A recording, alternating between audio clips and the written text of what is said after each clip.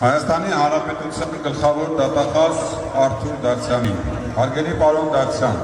սույն թվականի նոյեմբերի 23-ին Հայաստանի Հանրապետության դատախազությունը ներկայացվել հաղորդում հանցագործության մասին,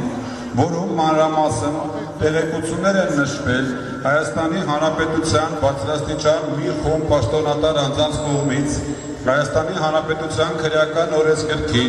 այդ թվում 299 այն է Տավաճանություն նախատեսված առերևույթ հանցավոր արարքներ կատարելու վերաբերյալ։ Հաջորդ օրը ձեր կողմից ինձ ուղղված պատասխան գրության մեջ հայտնվել է, որ գեներալ գնդապետ Մովսես Հակոբյանի հայտնի հարցադրույթի վերաբերյալ հատուկ քննչական ծառայությունում արդեն իսկ հարուցված է քրեական գործ, քրեական օրենսգրքի 308-րդ հոդվածի 2-րդ մասով, այն է պաշտոնեական դիրքի չարաշահում, յազորությունների չարաշահում, որը անզգուշությամբ հանգեցրել է ծանր հետևանքներ։ Այդ գործը վերաբերվում է սեպտեմբերի 27-ից նոյեմբերի 9 ընկած ժամանակահատվածում Արցախում տեղի ունեցած պատերազմի ընթացքում Հայաստանի Հանրապետության բարձրաստիճան պաշտոնատար մի խումբ անձանց կողմից կատարված այնպիսի արարքների վերաբերյալ, որոնք հակասել են Հայաստանի Հանրապետության պաշտպանության նախարարության նորմերի, կանոնակարգումների, բացասական նշանակություն ունեցել զինված ուժերի կազմի վրա, ինչպես նաև վերջնական առումով ազդել են ելքի վրա պատերազմի։ Մովսես Հակոբյանը 2020 թվականի նոյեմբերի 19-ի տված իր հարցազրույցում այլ աղմկահարույց բացահայտումների հետ մեկտեղ հայտնել է, որ 2020 թվականի սեպտեմբերի 27-ին սանձազերծված պատերազմի երրորդ օրը վարչապետ Նիկոլ Փաշինյանի հրահանգով արձակվել է հրաման, որով կանգնեցվել է զինված ուժերի լրահամալրումը, փոխարենը առաջագիծ են ուղարկվել կամավորականներ, ինչի հետևանքով մարտական գործողությունների ընթացքում զոհված և վիրավորված անձնակազմի լրահամալրումը չի իրականացվել։ Նկատի ունենալով վերը շարադրված քրեական գործով հանրային աննախադեպ լայն պահանջը, հաշվի առնելով իշխանությունների խոստումը հիշալ քրեական գործով օբյեկտիվ և թափանցիկ նախաքննություն իրականացնելու վերաբերյալ, պահանջում ենք հանձնարարել մինչև վաղը ժամը 17:00 տրամադրել հետևյալ տեղեկատվությունը։ Առաջին, հիշատակված քրեական գործի շրջանակներում Նիկոլ Փաշինյանը արձակնվել է, թե ոչ։ Եթե այո, ապա ինչպիսի հրամանական կարգավիճակում է նա հարձակնվել և նաև ինչ է հաջողվել պարզել, իսկ եթե չի հարձակնվել, ապա խնդրում եմ ներկայացնել, թե ինչ պատճառով դա տեղի չի ունեցել։ Երկրորդը, Մովսես Հակոբյանի մատնանշած ձայնագրությունը քննության առարկա դարձել է, թե ոչ, և եթե այո, ինչ է հաջողվել պարզել դրա արդյունքում, իսկ եթե ոչ, ապա ինչու այն չի դարձել քննության առարկա։ Երրորդը, արգելվել է արդյոք Մովսես Հակոբյանի հիշատակած թիվ 00038 գաղտնի հրամանը, որով վերացվել է 5 մարտական գունդ, դադարեցվել է զինված ուժերի լրահամալրումը։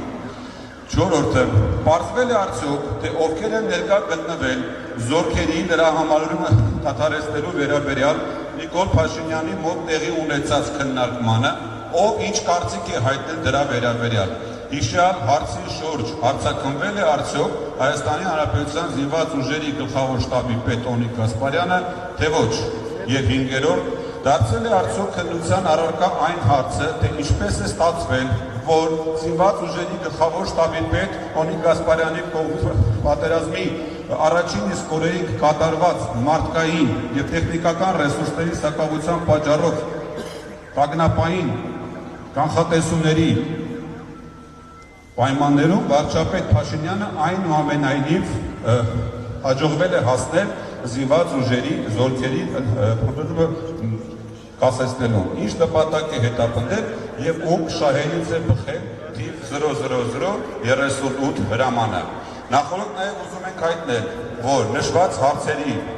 մեջ որևէ նախաքննական գաղտնիք չի պարունակվում։ Հետևաբար, մենք մինչև վաղը ժամը 17:00 սպասում ենք դատախազության արձագանքին։ Եվ վաղը կարծում եմ մենք հնարավորություն ունենանք այստեղ լսելու գլխավոր հետախազության պատասխանները այս հարցերի վերաբերյալ։ Շնորհակալություն։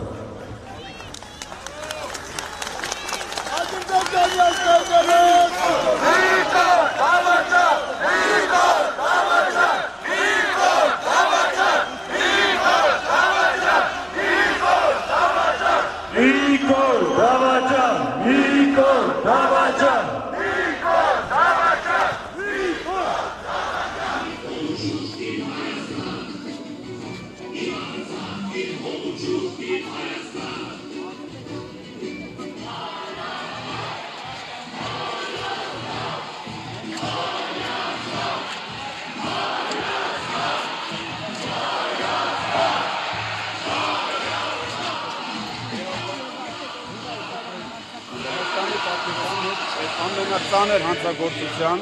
էական առանձին դետալների վրա, որովհետև Նիկոլ Փաշինյանի հրամանով դադարեցված զինված ուժերի դրա համալրումը հանգեցրել է ծայրահեղ աղետալի իրավիճակի, կանոնավոր բանակից անցում կատարելով դեպի ջոկատային պայքարի, դեպի աշխարհազորի, այսինքն փաստացի այդ հրամանով տեղի ունեցել Հայաստանի ազգային բանակի կազմաքանդում։ Հետևաբար, դատախազությունից մենք կսպասենք պատասխանները, այնուհետև վաղը կներկայացնենք։ Ղազինյան, դուք Մովսես Հակոբյանի ձայնագրության մասին կարդացիք, ձեր գրության մեջ այդ նշված է, բայց հատուկ ծառայությունը կարծես պաշտոնապես վերքել է, որ ասել են, որ իրենք որևէ ձայնագրություն չեն ստացել։ Մենք այդ հարցով դիմել ենք դատախազին, ինքը իրավունք ունի պահանջել զեկուցելու գործը, կարծում եմ քննիչը նրան կզեկուցի գործի մանրամասները եւ մենք վաղը կիմանանք պատասխանը։ Դատախազությունը կարծում եմ կգտնվի բարեխիղճ եւ կպատասխանի Հայաստանի Հանրապետության հազարավոր քաղաքացիների, միգուցե 100 հազարավոր քաղաքացիներին հետաքրող այդքան կարևոր հարցերին։ Իրավական ձևակերպմամբ ձեր նոր ներկայացրած գրությունը ինչ է, միջնորդություն։ Չէ, ես ուրեմն նշված քրեական գործով որևէ դատավարական կարգավիճակ չունեմ, հետեւաբար չեմ կարող ներկայացնել միջնորդություն, սա հանրային պահանջ էր ներկայացված գլխավոր դատախազին։ Սա պատկերացրեք, դա տասնյակ հազարավոր, միգուցե 100 հազարավոր մարդկանց այսօր հետաքրող ամենակարևոր հարցերի պատասխաններն են, որոնք մեր հանրությունը իրավունք ունի ստանալու։